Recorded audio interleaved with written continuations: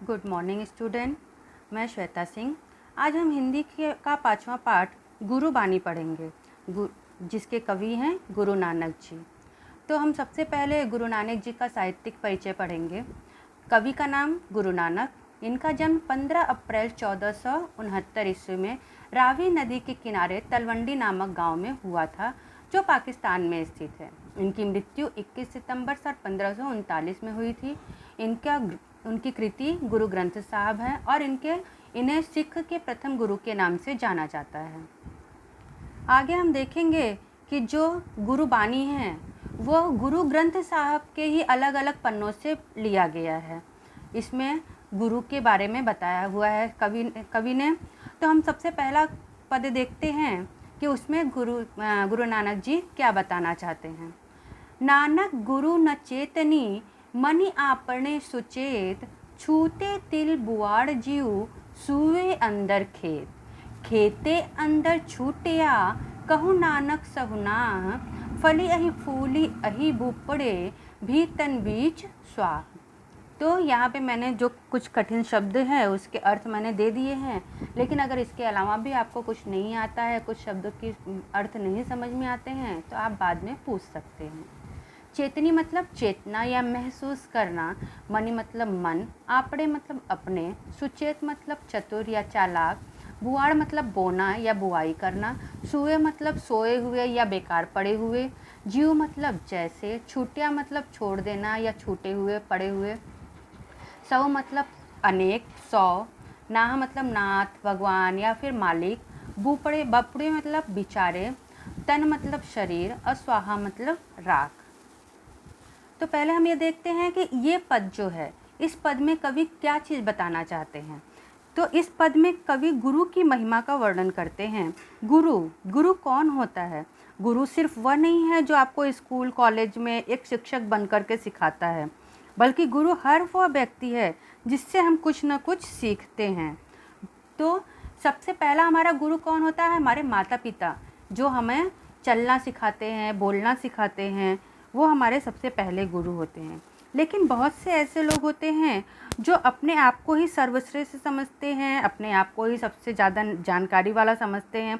वो ये समझते हैं कि हमें किसी की कोई ज़रूरत नहीं है, मैं ही जो हूँ वही सबसे सही हूँ। तो ऐसे लोग कैसे होते हैं? उनके अंदर जिनके पास कोई गुरु ही नहीं है, जिनको कोई सिखाने वाला ही नहीं है, जो किसी से कुछ सीखना ही नहीं चाहता है, तो उनके अंदर अच्छे संस्कार नहीं होते हैं, वो बेकार होते हैं, वो एकदम बेकार चीज़ों के समान होते हैं। तो यही बातें गुरु नानक जी अपने इन पदों में बताना चाहते हैं। तो गुरु नानक देखते हैं हम कि गुरु नानक जी क्या कहना चाहते हैं। नानक गुरु न चेतनी मनि आपने सुचेत। गुरु नानक जी क्या कहते हैं? जिनके अंदर अहंकार होता है, जिनके अंदर मैं की भावना होती है, जो अपने आप को ही बहुत चालाक समझते हैं और समझते हैं कि उन्हें किसी गुरु की आवश्यकता नहीं होती है, तो वो कैसे होते हैं? छूते तिल बुआड़ जीव सुवे अंदर खेत। वो कैसे होते हैं? तिल आपको पता होगा, तिल का तेल बनता है। तो लेकिन वो किस तिल के बारे में बता रहे हैं? गुरु नानक जी के कैसे तिल के बारे में बता रहे हैं कि जब आप खेती करते हो, जब खेत में कुछ बोते हो, तो अनायास ही कोई ऐसे घास फूस निकल आता है। तो उसी तरह से ये तिल के बारे में भी उन्होंने बताया है कि खेती करने के समय पे जो ये तिल निकल जाता है वो कैसा होता है? वो बेकार होता है। कैसे? खेते अंदर छूटिया कहु नानक सहुनाह। क्या बता रहे हैं नानक जी? कि उन्हें खेत में ऐसे ही छोड़ दिया जाता है और जिसको मन होता है वह अपने लिए उसको ले जाता है, उसका कोई मालिक नहीं होता है। उसका अगर घास की ज़रूरत हुआ या तो कोई घास लेकर के चला गया, उसके फल की ज़रूरत हुई तो कोई फल लेकर के चला गया। ऐसे है कि जिसका मन हुआ उसका वही उपयोग कर लिया, उसका कोई एक मालिक नहीं है, कोई एक नाथ नहीं है। आगे क्या बताते हैं? फली अहि फूले अहि बूपड़े भी तन बिच स्वाहा। नानक जी क्या बता रहे हैं कि जिस तरह से वह तिल का पौधा बाहर से तो दिखता है कि वह अच्छे से फूल रहा है, फल रहा है, परंतु जब उससे तेल निकालते हैं तो उससे कुछ भी नहीं निकलता है, वो बेकार रहता है, राख के समान रहता है। उसी तरह से जिन व्यक्तियों का कोई गुरु नहीं होता है, जो व्यक्ति किसी को अपना गुरु नहीं मानते हैं, वो बिल्कुल बेकार होते हैं, उनके अंदर गंदगी भरी रहती है, वो किसी के बारे में अच्छा नहीं सोच सकते हैं। आगे हम दूसरे पद की तरफ देखते हैं, क्या बता रहे हैं? जली मोह घसी मसी करी, मति कागद करी सारू, भाई कलम करी चितु लेखारी, गुरु पूछी लिखू विचार, लिखू नाम सलाह लिखूं, लिखू अंत न पारावार। यहाँ पे कवि जो है वो बता रहे, ये इनके बचपन की घटना है। जब वो स्कूल गए थे और उनको उनके गुरु ने कहा, मास्टर ने कहा कि तुम कुछ क्यों नहीं पढ़ रहे हो, तुम कुछ क्यों नहीं लिख रहे हो। तो उन्होंने बोला कि मैं क्या लिखूं। तो उन्होंने उस समय पे ये बताया। तो इस पद में गुरु नानक जी ने क्या बताया कि जो भी आपके गुरु हैं उनकी भक्ति किस तरह से करनी चाहिए, किस तरह हम अपने अंदर से लोभ समाप्त करके, मोह माया समाप्त करके उस ईश्वर रूपी परमात्मा को पा सकते हैं। तो क्या बता रहे हैं गुरु नानक जी? जली मोह घसी मसी करी। गुरु नानक जी क्या कहते हैं? यदि ईश्वर को पाना है तो सबसे पहले हमें अपने अंदर के मोह, लोभ, जो सांसारिक माया है उसे समाप्त करना पड़ेगा। क्या करना पड़ेगा? उस लोभ को जला करके, घिस करके उसकी स्याही बनानी पड़ेगी। मति कागद करुसार, और जो आपका दिमाग है, जो आपकी बुद्धि है, उसे अच्छा बनाओ, उसे कागज बनाओ। भाई कलम करी चितु लेखारी। और क्या बता रहे हैं कि जो कलम किसको बनाना है? जो प्रेम रूपी कलम है, जो दया रूपी कलम है, आप अपने चित्त यानी मन में बनाओ और उससे लिखो। क्या लिखो? क्या करो? गुरु पूछी लिखो विचारी। और बोलते हैं कि अपने गुरु के पास जाओ और उनसे ईश्वर के बारे में पूछो, लिखने के बारे में सोचो और अपनी सोच पहले गुरु को बताओ। लिखो नाम सलाह लिखो, और गुरु के सलाह लेकर विचार करके उस ईश्वर के बारे में लिखो।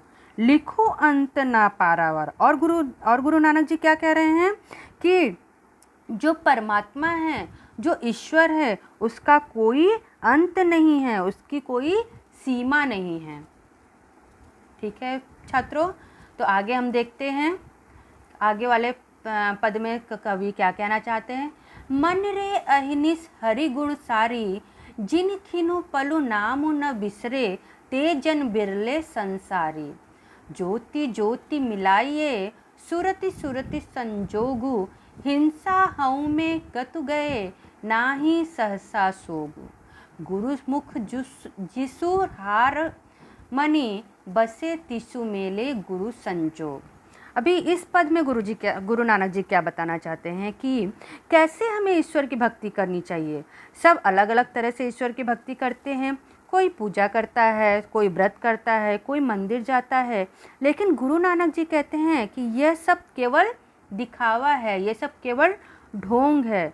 उनके ख्याल से यह सब मोह माया लोभ को छोड़कर हमें केवल ईश्वर के गुणगान करने चाहिए, केवल उनको याद करना चाहिए, केवल उनके नाम को जपना चाहिए, तो भी हमें ईश्वर की प्राप्ति होती है। तो हम यहाँ पे कुछ कठिन शब्द हैं। अहिनिस मतलब दिन रात, हरि मतलब ईश्वर या भगवान, सारी मतलब स्मरण या याद करना, पलु मतलब पल, बिसरे मतलब भूले हुए, हवु मतलब हृदय। तो हम आगे इसका जो है भावार्थ देखते हैं कि क्या बोल रहे हैं गुरु नानक जी।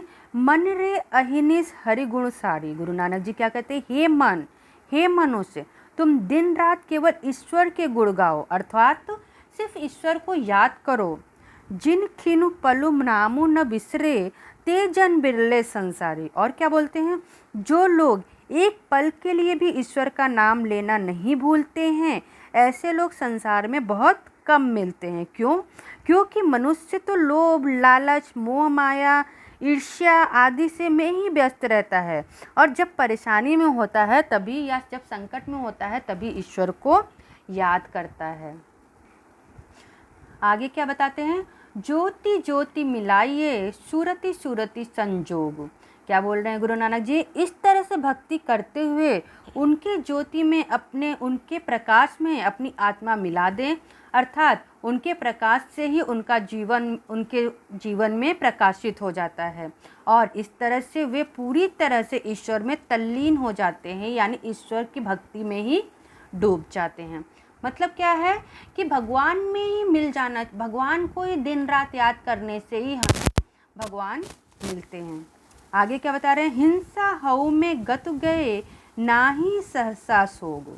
लेकिन जिनके हृदय में हिंसा, जिनके हृदय में अहंकार समाप्त नहीं हुआ है, ऐसी भावना मन में रखते हैं, ऐसे लोगों को ईश्वर की प्राप्ति नहीं होती है। तो गुरु नानक जी बोलते हैं ईश्वर की प्राप्ति कैसे होती है, ईश्वर हमें कैसे मिलेंगे? गुरुमुख जिसु हरि मनि बसे तिसु मेले गुरु संजोग।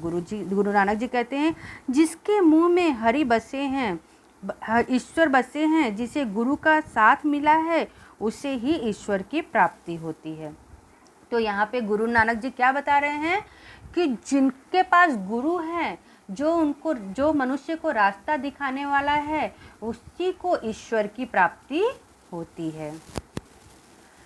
आगे के पदों में देखते हैं। तेरी गति मिति तू ही जाने, क्या को आखी बखाणे, तू आपे गुप्ता आपे प्रकटू आपे सब रंग भाणे। साधक सिद्ध गुरु बहु चेले, खोजत फिरहि फरमाणे। समहि बधु पाई इह भिक्षा, तेरे दर्शन कऊ पुरवाणे। उसी के प्रभु खेल चरचाए, गुरुमुख शोभी होई। नानक सब जुग आपे बरते, दूजा और न कोई। तो यहाँ पे थोड़ा कठिन शब्द के अर्थ हैं। बखाने मतलब बड़ाई करना या वर्णन करना, गुप्ता मतलब गुप्त हो जाना, छुप जाना, प्रगटु मतलब दिखाई देना, प्रकट होना, साधक मतलब भक्त, कुर्बाने मतलब कुर्बानी, सोझी मतलब समझदार, जुग मतलब युग और दूजा मतलब दूसरा। तो इस पद में गुरु नानक जी बताना चाहते हैं कि ईश्वर की बात वो ही जानते हैं, ईश्वर ही जानते हैं। उनकी लीला, उनके चमत्कार के बारे में सिर्फ वही समझ सकते हैं, हम जैसे आम इंसान तो कुछ नहीं जानते हैं। तो क्या बता रहे हैं? तेरी गतिमिति तू ही जाने, क्या को आँखें बखाड़े।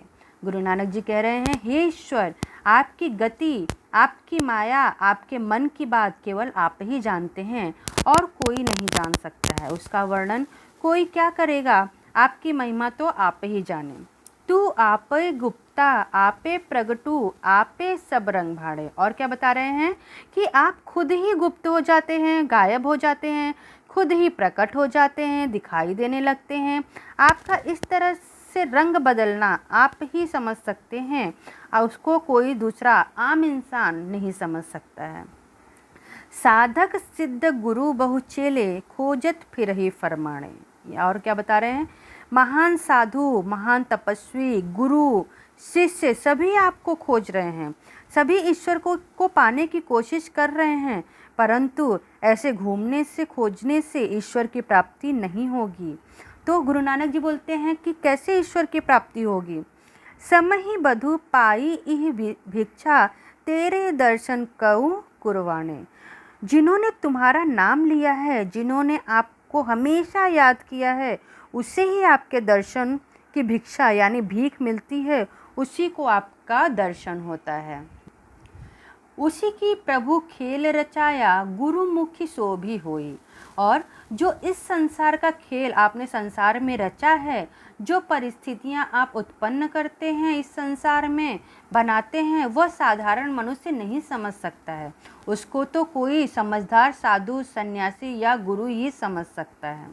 नानक सब जुग आपे कर वर्ते, दूजा और न कोई। नानक जी कहते हैं हर युग में आप ही बसे हो, आप ही रहते हो और आपके अलावा दूसरा कोई नहीं है।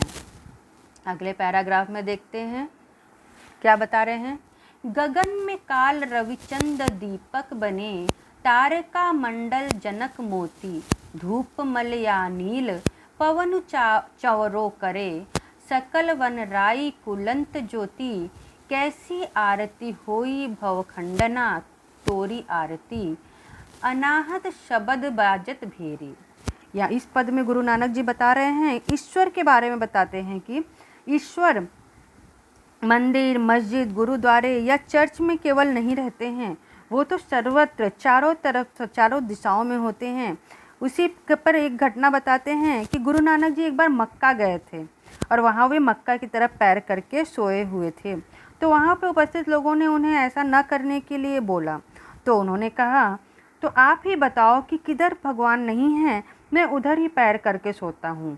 पर किसी ने कोई उत्तर नहीं दिया। वे ऐसे ईश्वर की भक्ति करते हैं।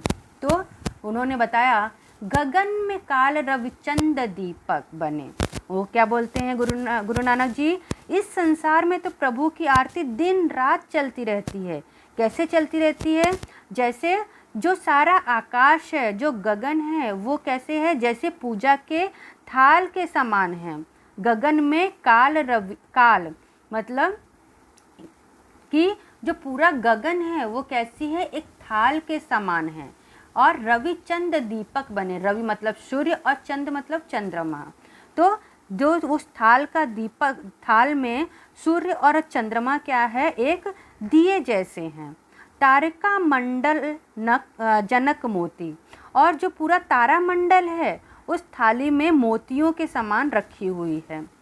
धूप मलया नील पवनु चौरो करे, और जो मलय पर्वत की, मलया नील मतलब मलय पर्वत की ओर से हवा चल रही है, वह मानो चारों तरफ चंदन के धूप की सुगंध फैला रही है। वो कैसे है कि जैसे धूप जल रहा है और यह हवा ऐसे लग रहे हैं जैसे भगवान को पंखा हिला रहे हैं। तो आपने देखा होगा गुरुद्वारे में गुरु लोग पंखा हिलाते रहते हैं। तो चौरों का मतलब यहाँ पे वही बताया गया है कि ऐसे लग रहा है कि जो वो हवा है वो भगवान को पंखा हिला रहे हैं। सकल वनराई कुलंत ज्योति, और पूरा जंगल ऐसे लग रहा है कि पूरा जंगल जो है वो क्या कर रहा है? जैसे ज्योति रूपी आरती के लिए फूल दे रहा है। कैसी आरती होई भवखंडना तोरी आरती। हे प्रभु, पूरे पृथ्वी पर आपकी कैसी आरती हो रही है। अनाहत शब्द बाजत भेरी, और बिना शब्द बजाए, अनाहत मतलब बिना कुछ बजाए लग रहा है। शब्द यानी धार्मिक गीत बज रहे हैं, ढोल बज रहे हैं। तो यहाँ पे उन्होंने वर्णन किया कि केवल मंदिर में जाकर के पूजा करना, व्रत करना, इसी से भगवान की पूजा नहीं होती है, बल्कि भगवान की पूजा तो दिन रात होती रहती है। Thank you student. अगर कुछ भी आपको नहीं समझ में आया है तो आप मुझे पूछ सकते हैं। ओके।